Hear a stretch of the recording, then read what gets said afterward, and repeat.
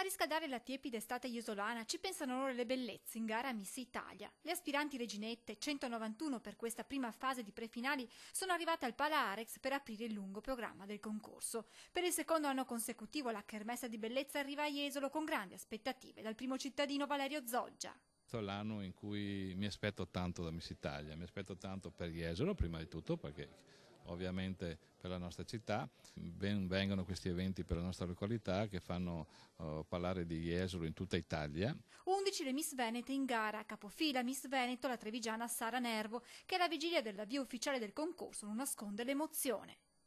Mi sto preparando psicologicamente, specialmente, perché è una cosa nuovissima per me, non avevo mai fatto niente prima d'ora e quindi sì, psicologicamente piano piano ci sto lavorando, ecco.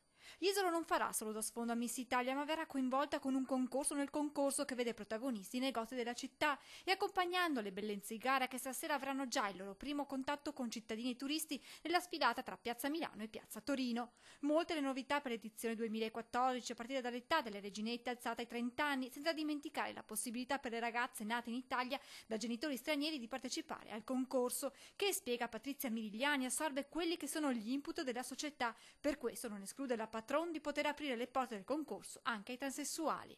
Se in futuro noi vedremo che c'è bisogno di aprire a queste ragazze, lo faremo, ma non è una cosa che avverrà a breve. Da domani i 6 giurati saranno già al lavoro per scegliere tra le 191 ragazze 60 Miss che andranno avanti nel concorso e tra queste solo 24 accederanno alla finalissima del 14 settembre.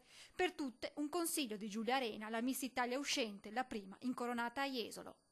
E soprattutto di puntare sulla propria diversità. Le ragazze belle sono tantissime, come è ovvio che sia, perché sono le prescelte in qualche modo, selezionate, quindi è bene puntare su quello che di diverso c'è fra le varie ragazze.